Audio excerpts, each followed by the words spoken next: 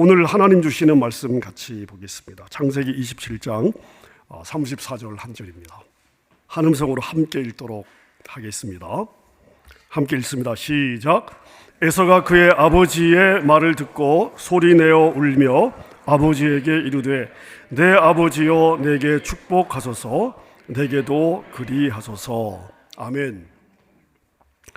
제가 목회를 하면서 많은 분들을 만나지 않습니까? 만나면서 참 이렇게 생각되는 부분들이 많이 있습니다. 많은 생각들을 하게 되는데요. 부모로부터 축복과 칭찬을 받고 자란 사람들을 가만히 보면 그냥 이렇게 지내보면 알 수가 있습니다. 내면에 충족감이 있기 때문에 인생을 살아가면서요, 이렇게 초조해하거나 불안해하는 부분들이 적고요, 불편한 환경에 있어도 마음에 여유가 있고 사람에 대해서 그렇게 까다롭지 않습니다. 반면에 엄격한 부모 밑에서 자란 분들이나 부모님으로부터 혼이 나면서 자라신 분들은 그 안에 눌린 분노가 있고 성공과 완벽에 대한 집착이 있고요, 많은 경우에 성격이 왜곡되어 있고 그래서 인간관계가 원만하지 않습니다.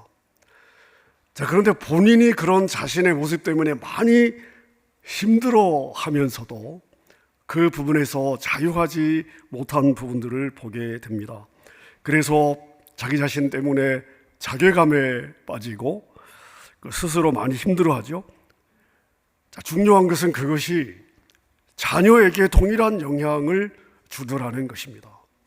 이것이 제가 목회 여정에서 만나는 많은 사람들의 모습입니다.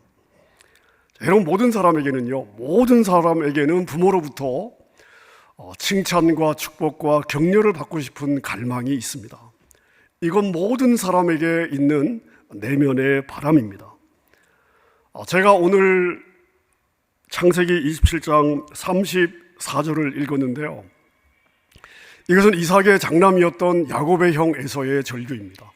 여러분, 이 구절 자체가 절규다, 이건 내면의 절규다, 이런 느낌이 들지 않습니까? 절규입니다, 절규.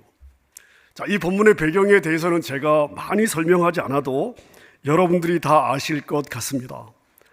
이삭이 나이 많아 죽게 되면서 이제 장자였던 에서에게 축복을 해야 되겠다고 생각을 하고 에서를 불러서 내가 좋아하는 음식, 짐승을 잡아서 음식을 해와라. 그럼 내가 너를 축복하겠다.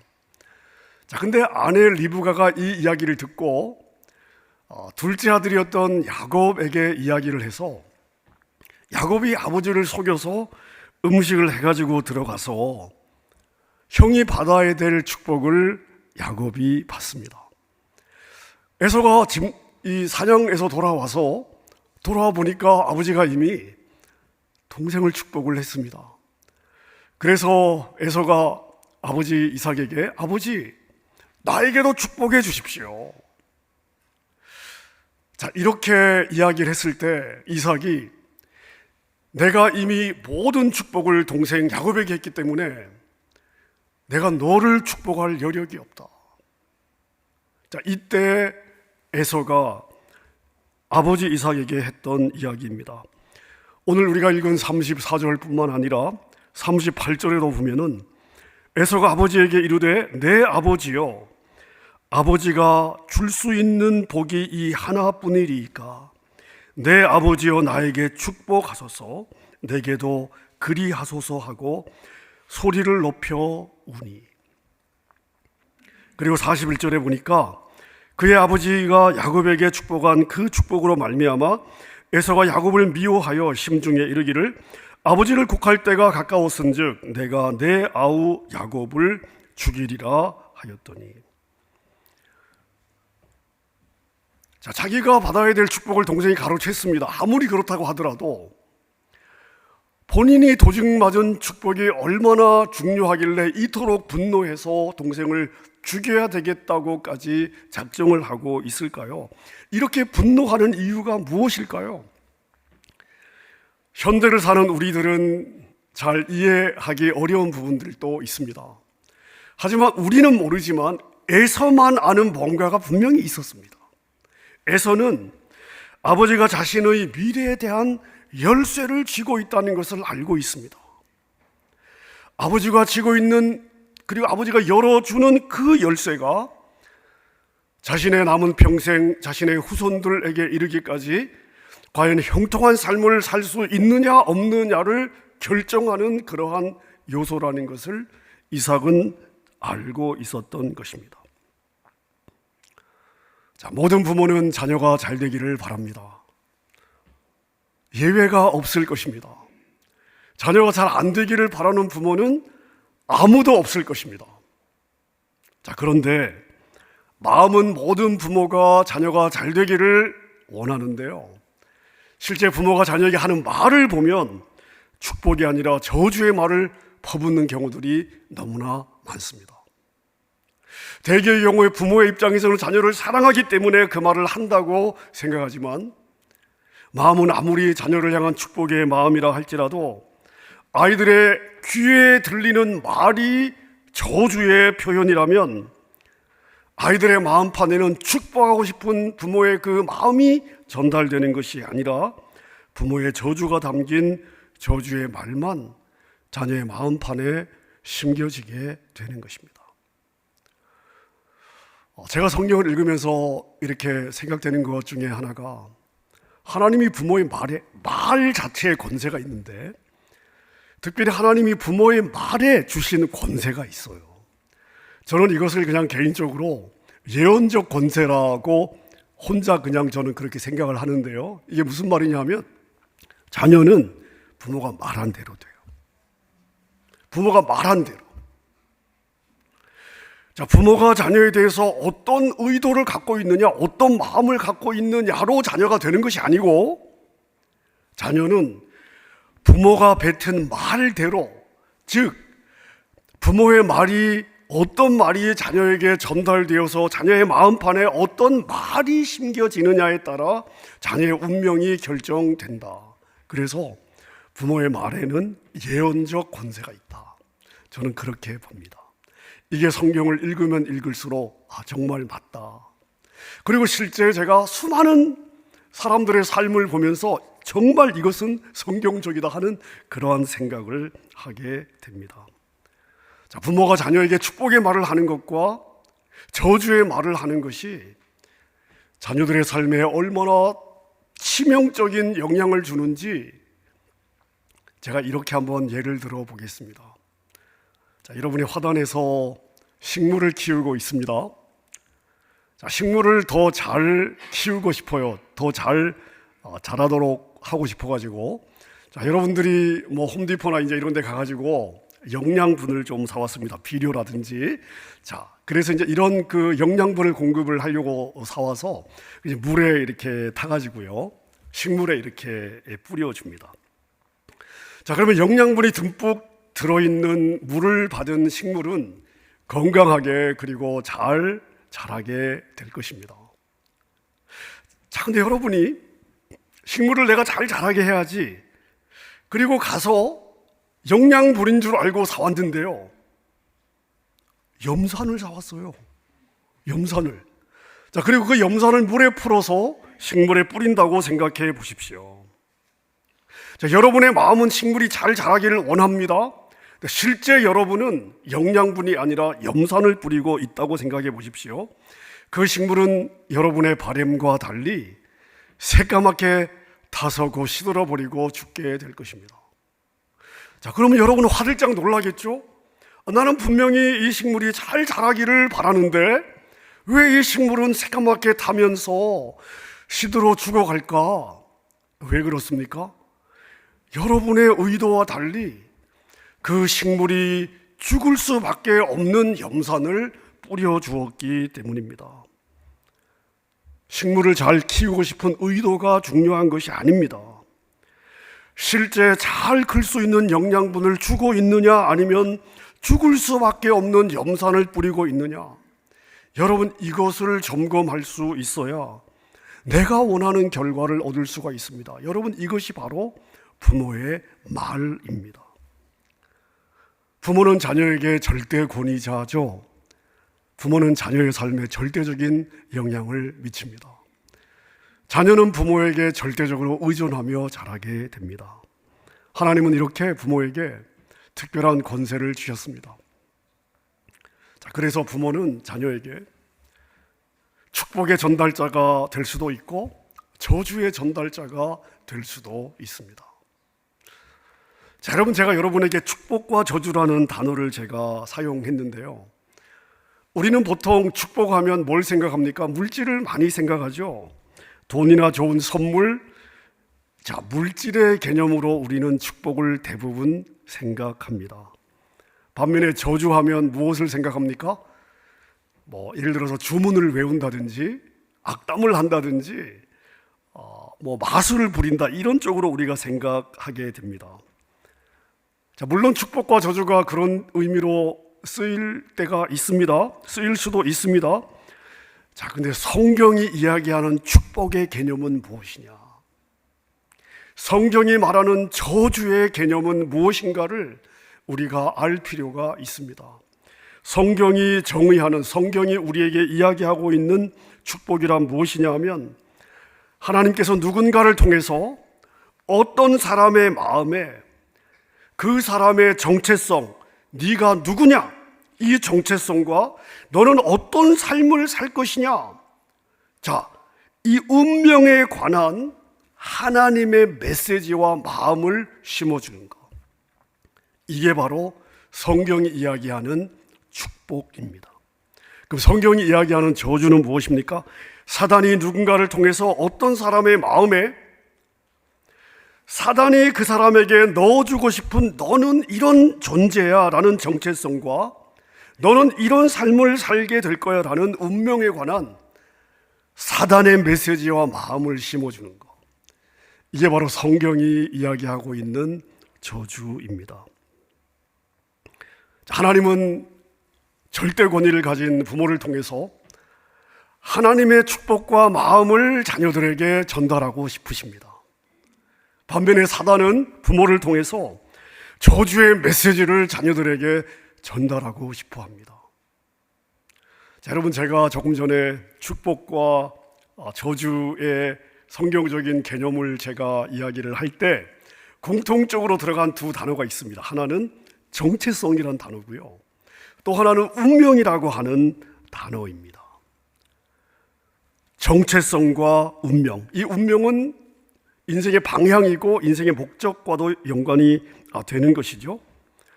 여러분, 그래서 이 축복의 메시지와 저주의 메시지는 곧 너는 이런 존재야 라고 하는 자녀의 정체성과 너는 이런 삶을 살게 될 거야 라고 하는 미래의 운명, 자녀들의 방향에 관한 내용을 담고 있습니다. 자, 제가 예를 한번 들어보겠습니다. 자, 사단은 부모를 통해서 자녀들의 정체성에 관해서는 어떤 메시지를 주려고 할까요? 너는 어떻게 이렇게 형편이 없냐? 넌 제대로 하는 것이 아무것도 없어. 난 너 때문에 너무 골치 아파. 너는 나에게 아무데도 쓸모없는 존재야. 자, 사단은 인생의 목적에 대해서, 운명에 대해서 자녀들에게 어떤 메시지를 주고 싶어 할까요? 자, 네가 제대로 할 수 있는 게 뭐가 있니? 없잖아. 너 뭘 해도 늘 문제만 일으키잖아. 그래서 너는 쓸모없는 존재야. 너는 아무것도 하지 않는 것이 더 도움이 돼. 너는 뭘 해도 성공하기 어려울 거야. 자, 하나님은 우리의 정체성에 대해서 어떤 메시지를 주고 싶어 하실까요? 얘야, 너는 나의 전부야. 나는 너를 위해서 내 아들 예수의 생명을 아낌없이 주었어. 너는 나에게 그만큼 소중한 존재야.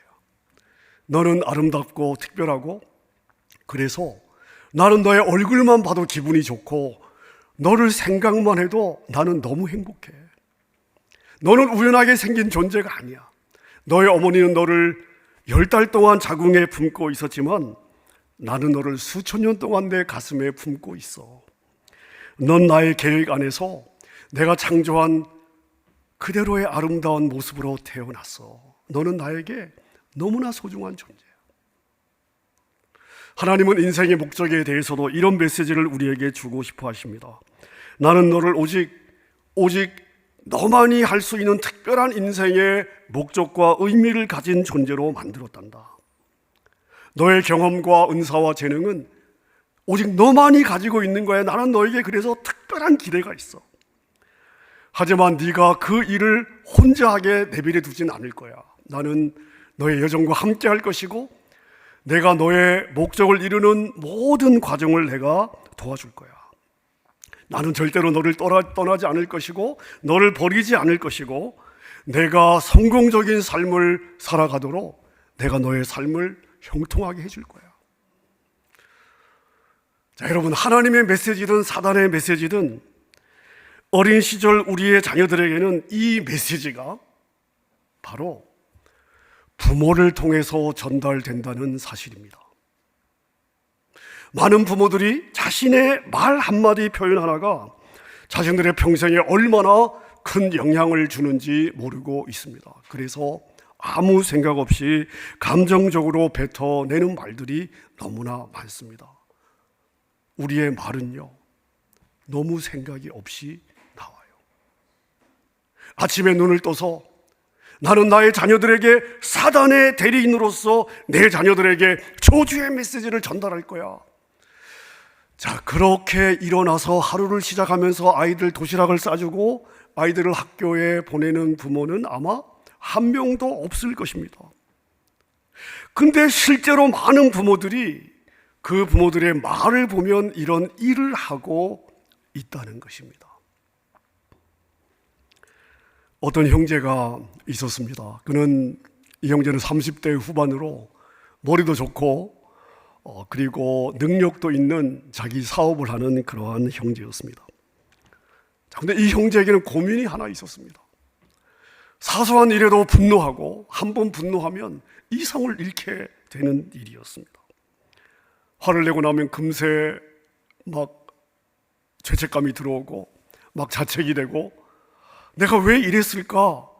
자, 그런데 그러면서도 이런 일들이 반복이 되었습니다. 한 번은 쇼핑몰에서 쇼핑을 하고 이제 주차장에서 차를 가지고 메인 도로로 지금 나오는데요. 근데 메인 도로로 들어가야 되는데 차들이 계속 오니까 차가 조금 안 오는 틈을 타서 이제 끼어서 들어가려고 하는데 또 차들이 계속 오는 바람에 이제 신호등이 바뀌면 들어가야지 하고 그냥 차를 멈췄습니다. 자, 그런데 쇼핑센터에서 이 형제 뒤를 따라오던 차가 이 형제가 차들이 계속 지나가니까 끼어들지 못하고 멈춘 사이에 빨리 가라고 뒤에서 경적을 울렸습니다. 자, 이 경적을 들으면서 이 형제의 분노가 폭발을 했습니다. 기어를 정지 상태에 놓고요, 차 문이 부서져라 열고 뒷차로 달려갔습니다.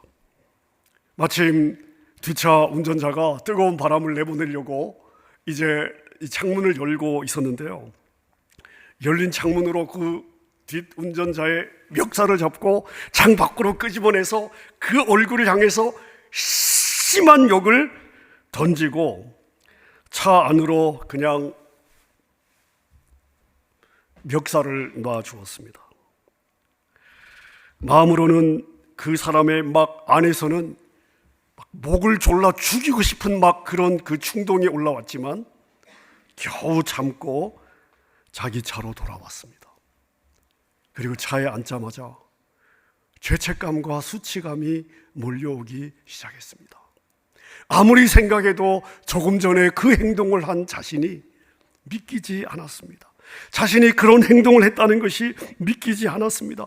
분명히 자신이 한 것인데 다른 사람이 한 것 같이 믿기지를 않았습니다. 그 운전자가 아무리 예의가 없었어도 자신은 그리스도인인데 절대 그러면 안 되는 거죠.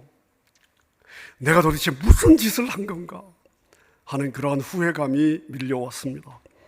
아내가 차 뒷범퍼에 붙여놓은 스티커가 갑자기 생각이 났습니다.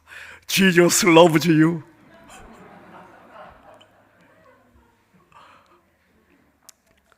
집으로 돌아오는 내내 수치감과 우울감 때문에 너무나 마음이 고통스러웠습니다. 자, 그런데 형제의 이 모습이 이번이 처음이 아니었다는 것입니다. 자신의 감정을 다스리지 못하고 분노한 이러한 일들이 종종 있었습니다. 그때마다 회개하고 자책했지만 반복되는 이러한 모습 때문에 점점 자신에 대한 자신감도 잃어갔고 자신에 대한 자괴감 때문에 많은 힘든 시간을 보냈습니다. 자, 근데 이 사건을 계기로 이 형제는 마음의 작정을 하고 내 이 분노의 뿌리가 어디냐 도대체, 이것을 주님 앞에 꺼내놓고 기도를 하기 시작했습니다. 며칠째 이 부분을 놓고 기도하던 어느 날 기도 가운데 어린 시절의 어느 사건 하나가 생각이 났습니다. 자, 그런데 이 사건이 기도 가운데 이 사건이 생각이 났지만 과연 이 사건이 내 분노의 뿌리인가? 라고 생각을 해보니까 아닌 것 같았습니다. 어린 시절 지나가는 하나의 사건이었고 자신의 기억 속에서 이미 다 완전히 사라져버린 사건이었습니다. 그런데 그 사건이 성인이 된 지금 자신의 이 분노의 뿌리일까? 그럴 리가 없어. 그러면서 다시 기억 저편으로 밀어버리고, 그리고 더 주님 앞에서 하나님, 내 분노의 뿌리가 무엇입니까? 보여주십시오. 이 분노의 뿌리를 제가 풀고 자유하게 해주십시오. 자, 그러면서 계속 며칠을 더 기도했는데 그 사건 이외에 떠올려지는 것이 아무것도 없었습니다. 자, 분노의 뿌리를 보여달라고 작정하고 기도했고, 기도하는 동안에 생각난 사건은 그거 하나밖에 없는데 자신이 볼 때 두 개가 연관이 되는 것 같지가 않은 거예요. 자, 그럼 우리는 이 경우를 어떻게 해석해야 될까요? 자, 사람은 누군가로부터 자신의 정체성과 운명, 인생의 목적에 대한 사단의 메시지를 듣고 이것이 마음에 너무 깊은 상처가 될 경우에 그 고통이 심할수록 그 문제를 무의식 깊숙이 밀어 넣어버리고 철저하게 외면하는 경향이 있습니다. 너무 괴롭기 때문에 그냥 묻어버리는 거예요. 잊어버리는 것입니다. 기억 저편으로 완전히 의식적으로 묻어버리는 것입니다. 그러다가 그 기억이 표면 위로 올라오더라도 이제는 그 사건으로 자신이 받았던 상처나 고통이 생각이 나지 않습니다. 그래서 그 사건이 현재 자신의 이 문제와 연관이 있다는 생각을 하지 못하게 되는 것이죠. 하지만 실제로 상처는 전혀 치유되지 않고 여전히 그 사람 내면 깊숙이 남아 있는 것이죠. 자, 조개가 모래알을 품은 채 입을 다물면 겉으로 볼 때는 멀쩡한 조개입니다. 그러나 그 안에는 모래 알갱이들이 남아 있지요. 이사야 선지자가 이런 상태에 대해서 이렇게 말씀을 하시는데, 이사야 1장에 보니까 온 머리는 병들었고 온 마음은 피곤하였으며 발바닥에서 머리까지 상한 곳이 없이 상한 것과 터진 것과 새로 맞은 흔적뿐이거늘 그것을 짜며 싸매며 기름으로 부드럽게 함을 받지 못하였다. 이 형제가 바로 그런 경우였습니다. 어린 시절 그 사건이 자신의 분노와 아무 상관이 없다, 관련이 없다라고, 자, 그것은 자기가 그렇게 생각하고 싶었던 것이었지만, 하지만 작정 기도 중에 보여주신 유일한 사건이었기 때문에 정직하게 다루어 보기로 결단을 했습니다. 자, 이 형제가 8살 때 어떤 사건이 있었는데요. 어느 금요일 저녁 부모님의 허락을 받고 여러 친구들을 데리고 와서 자기 집에서 자기 방에서 밤을 새면서 놀았던 일이 있었습니다. 밤을 새서 놀다가 새벽녘에 잠이 들었는데요. 아침에 깨어보니까 침대에 휴지를 했어요. 친구들이 볼까봐 얼른 재빨리 침대에 싯들을 숨겼지만 그만 어머니에게 들켜버렸습니다. 그리고 어머니가 이것을 아버지에게 사실을 알렸습니다. 자, 이제 아침에 가족들과 친구들이 함께 식사를 하는데 아버지는 친구들 앞에서 아들을 혼을 내면 창피해서라도 다음에 다시는 이런 일을 안 하겠지 하는 생각 때문에 모두 앞에서 아들이 이불에 침대에 오줌 싼 이야기를 꺼냈습니다. 8살이나 된 녀석이 아직도 침대에 오줌을 싸다니 기가 막히구나. 어떻게 이런 일이 있을 수 있니? 자, 이것도 모자라서 아버지는 친구들 앞에서 아들의 바지를 벗기고 엎드리게 한 후에 아들의 엉덩이에 회초리로 몇 차례를 때렸습니다. 이 형제는 그 순간이 너무나 치욕스러웠습니다. 너무나 수치스러웠습니다. 마룻바닥에 머리를 부딪혀 죽고 싶었습니다. 마룻바닥에 구멍이 있다면 그 밑으로 영원히 사라지고 싶다는 생각이 들기도 했습니다. 만약 자기에게 힘이 있다면 아버지를 죽이고 싶었습니다.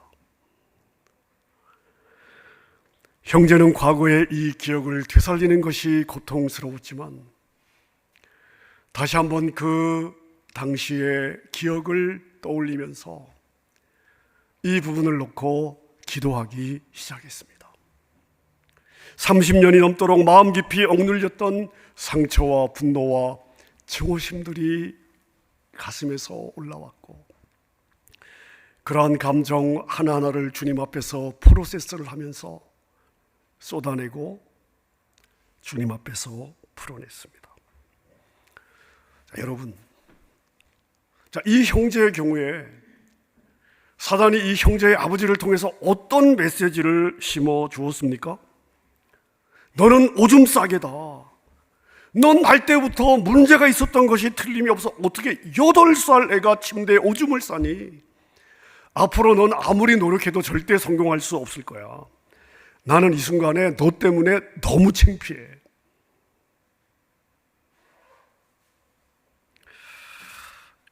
하나님 앞에서 깊이 눌렸던 자신의 고통을 다 털어놓은 후에야 형제는 지금까지 자기 내면 깊숙한 곳에서 바로 그 사건의 기억들이 자신을 괴롭혀 왔음을 발견하게 되었습니다. 실제로 이 형제는 살아오면서 열심히 살았습니다. 근데 열심히 살면서도 늘 마음 한구석에는요, 자기는 무슨 일을 해도 안 될 것 같은 거예요. 내가 아무리 최선을 다해도 내가 통제할 수 없는 어떤 일 때문에 이 일이 틀어질 것 같은 거예요. 늘 그런 생각들이 내면에서 맴돌았습니다.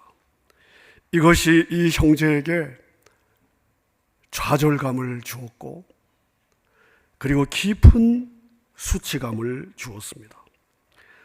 이러한 좌절감은 이 형제가 열심히 살려고 하면 할수록 더 괴롭히면서 이 생각에서 자유할 수 없는 이 형제의 내면에 이 좌절감은 더 많은 분노를 형제에게 쌓아오고 있었던 것입니다. 그러한 생각은 조금 전에 여러분 말씀드렸듯이 형제의 행동에도 많은 영향을 끼치게 된 것입니다.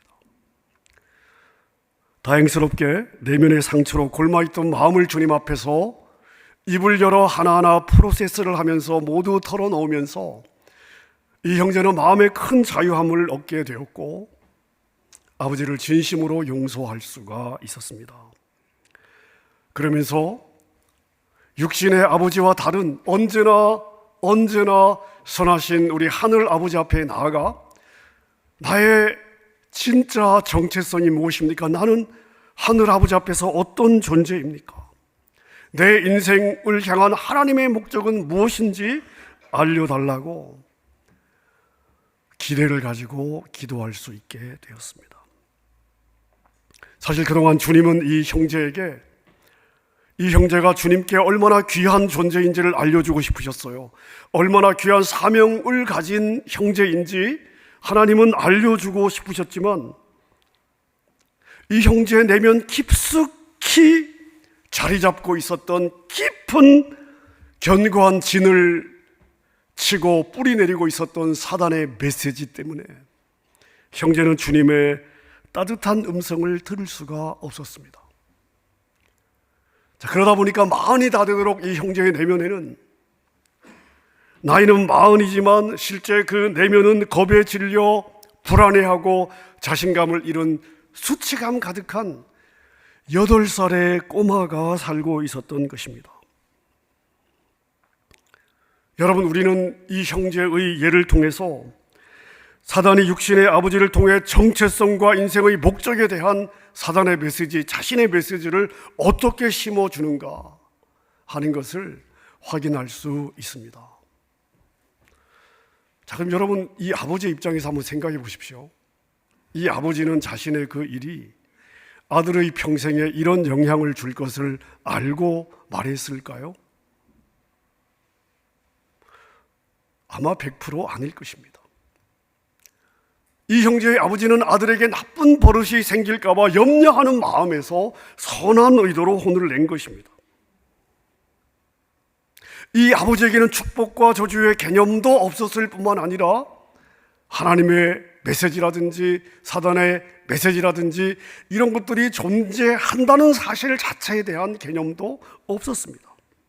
그래서 아버지는 선한 의도였어요. 하지만 실제적으로는 아들의 마음에 평생을 올가매는 깊은 상처의 말을 했던 것입니다. 호세아 4장 6절에 보니까 이 백성이 지식이 없으므로 망하는도다. 여러분, 하나님의 백성이 하나님이 안 계셔서 망하는 것이 아닙니다. 하나님이 함께하지 않아서 망하는 것이 아닙니다. 하나님의 백성이 왜 망하냐면요, 지식이 없어서 망하는 거예요. 그래서 하나님께서 단식하시는 것입니다. 이 아버지는 사단의 메시지가 아니라 하나님의 메시지를 아들에게 주는 법 자체를 알지 못했습니다. 그래서 마음이 선했지만 아들을 축복하는 대신에 저주의 말을 하고 말았던 것입니다. 혹시 여러분 안에 아버지, 나는 아버지의 축복을 받고 싶어요 라고 하는 에서의 절규가 있다면 여러분 기억하십시오. 여러분의 인간 아버지는요, 여러분에게 충분한 사랑을 표현하지 못했고 오히려 상처와 저주의 말을 함으로써 평생 여러분을 그 말의 노예로 살도록 만들었을 수도 있습니다. 여러분의 아버지의 절대 의도가 아닙니다. 제가 늘 이야기하잖아요. 여러분의 아버지도 결핍되는 환경과 깨어진 관계 속에 자라면서 받았던 상처, 그 모습 그대로 여러분에게 그냥 나온 것입니다. 우리가 본이라고 얘기하죠. 본, 틀. 예. 아버지의 틀이 그대로 자녀에게 가는 거예요. 그대로. 자, 근데 여러분, 우리에게는 소망이 있습니다. 우리의 하늘 아버지는요, 저와 여러분들을 조건 없이 사랑하신다는 것입니다. 우리의 모습과 상관없이 사랑하신다는 것입니다. 여러분의 진짜 아버지이세요. 우리의 하늘 아버지가 진짜 아버지십니다. 우리 하늘 아버지는 우리를 위해서 하나밖에 없는 아들 예수 그리스도조차 아낌없이 주셨습니다. 이 시간 여러분 안에 그 하늘 아버지의 사랑이 충만히 거하시기를 바랍니다.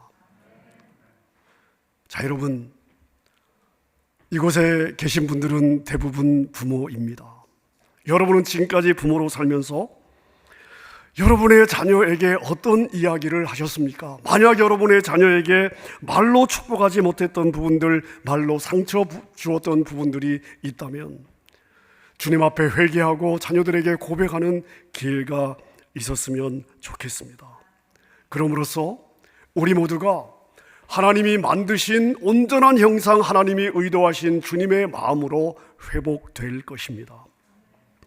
여러분, 제가 어제 저녁에 이 설교를 마치고 저녁 늦게 이제 집에 올라갔는데요, 집에 가자마자 카톡이 와 있어서 제가 카톡을 열었습니다. 카톡을 열었더니 오하이오에 사시는 둘째 누님이 흑백 사진, 옛날 사진을 하나 보냈더라고요.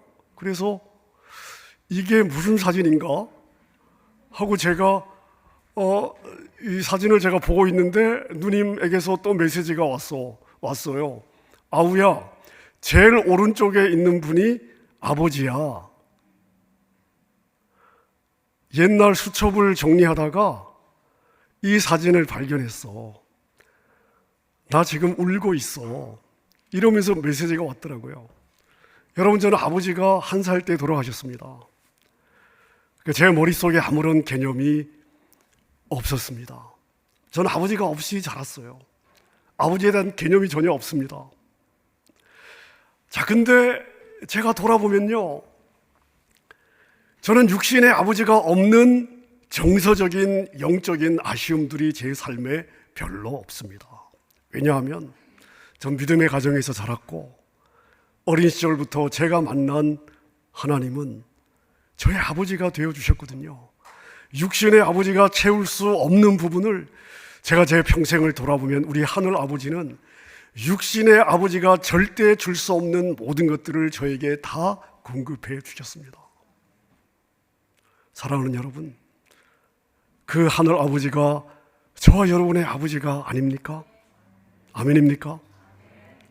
혹시나 우리가 살아오면서 형성되었던 육신의 부모로부터 받은 어떤 부분이 있더라도 그 모든 육신의 부모의 연약함을 상쇄하고도 남는 하늘 아버지의 사랑을 우리가 받고 있다는 사실, 여러분, 이것이 여러분에게 위로가 되고 격려가 되고 그 하늘 아버지 때문에 여러분의 마음에 있는 모든 상처들이 치유되고 여러분의 내면에 온전함이 회복되는 은혜가 있기를 바랍니다.